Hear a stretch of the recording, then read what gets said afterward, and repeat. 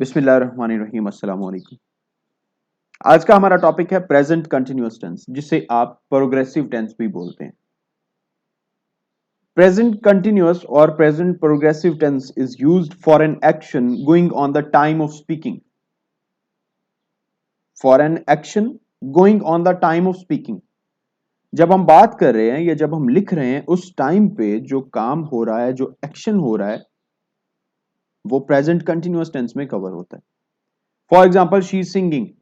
Now she is singing. The boys are playing hockey. The boys are playing hockey. ये अभी काम हो रहा है। In also, present continuous or present progressive tense is used for a temporary action which may not be actually happening at the time of speaking. For a temporary action which may not be actually happening at the time of speaking. For an example, I am reading Rich Dad Poor Dad, but not reading at this moment. Just मैंने in bracket से mention किया है I am reading Rich Dad Poor Dad, क्योंकि present continuous की बात हो रही है, हम रीडिंग यूज कर रहे हैं। रिच डैड पुअर डैड मैं बुक रीड आउट कर रहा हूं, लेकिन जिस टाइम पे मैं बात कर रहा हूं इस टाइम पे मैं पढ़ नहीं रहा, मैं इसका मुताला कर रहा हूं। And also present continuous is used for an action that has already been arranged to take place in the near future. For an example, I am going to the cinema tonight. My uncle is arriving tomorrow.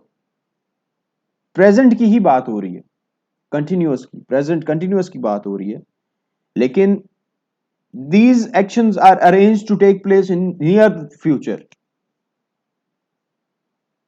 I am going to the cinema tonight. अब बात हो रही है कि आज रात को मैं सिनेमा जाऊंगा। My uncle is arriving tomorrow. लेकिन यहां पे फिक्रे का स्ट्रक्चर, सेंटेंस का स्ट्रक्चर प्रेजेंट कंटिन्यूअस वाला है। प्रेजेंट की बात हो रही है और कंटिन्यूअस की बात हो रही है, प्रोग्रेसिव टेंस की बात हो रही है। सो दैट्स व्हाई ये कुछ डेफिनेशंस हैं। The present continuous tense is used for an action going on the time of speaking, or for a temporary action which may not be actually happening at the time of speaking. And also, present continuous tense is used for an action that has already been arranged to take place in the near future. Next हम बात करेंगे present continuous tense के फिक्रे के structure क्या होता है। Subject plus is am are, यहां पे आप हेल्पिंग वर्ब यूज करेंगे is am are, plus first form of verb with ING. Present continuous tense में first form of verb with ING आप यूज करेंगे, plus object. Subject verb object के बारे में मैं पहले वीडियो बना चुका हूं, अगर आप लोगों ने नहीं देखी तो वो आप लोग देख सकते हैं। It is raining heavily. It is raining heavily. अब रेनिंग यहां पे मैंने हाईलाइट किया बिकॉज हम first form of verb with I N G use कर रहे हैं। I am speaking, plural nouns के साथ आर का यूज होगा, आई के साथ एम यूज होगा, and singular person singular nouns के साथ इज का यूज होगा। You are speaking, he is speaking the truth, she is telling a lie. The next one is negative sentences of present continuous. Subject plus is mr plus not, verb first form with ing, and object. It is not raining. हमने simple sentence क्या बनाया था, it is raining, और negative में क्या है, it is not raining. आप subject use करेंगे, हेल्पिंग वर्ब यूज करेंगे, हेल्पिंग वर्ब के बाद आप नॉट का यूज करेंगे, and then first form of verb और ऑब्जेक्ट है तो ऑब्जेक्ट यूज करेंगे।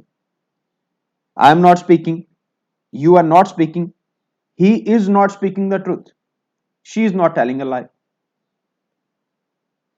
Next, interrogative sentences of present continuous tense.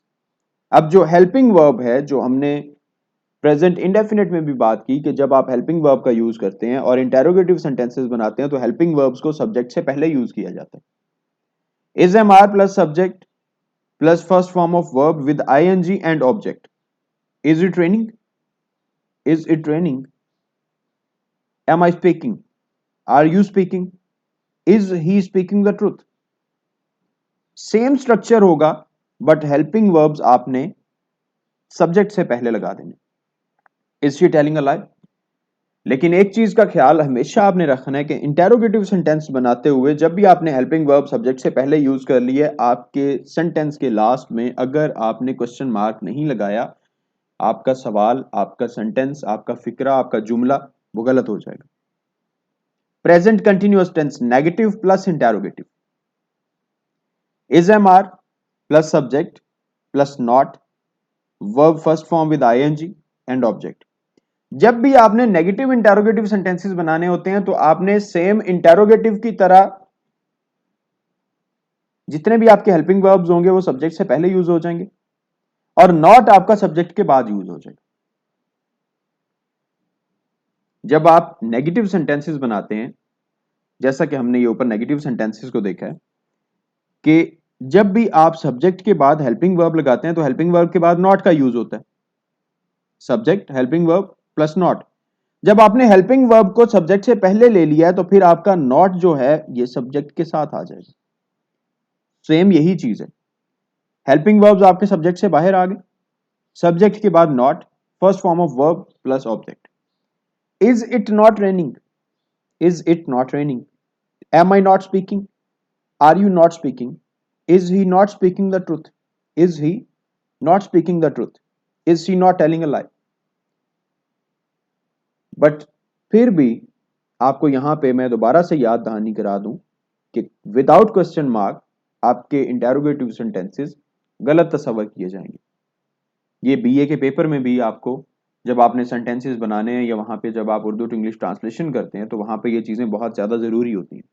So that's why मैं बार बार ये चीज रिपीट कर रहा हूं कि जब भी आप इंटेरोगेटिव सेंटेंसेस बनाएंगे या नेगेटिव इंटेरोगेटिव सेंटेंसेस बनाएंगे तो क्वेश्चन मार्क के बगैर आपका जुमला गलत हो जाएगा। अल्लाह ताला आप सबका हामी नासिर। दुआओं में याद रखिएगा, चैनल को सब्सक्राइब लाजमी कर लीजिएगा, वीडियो को लाइक कर दीजिएगा। अल्लाह हाफिज।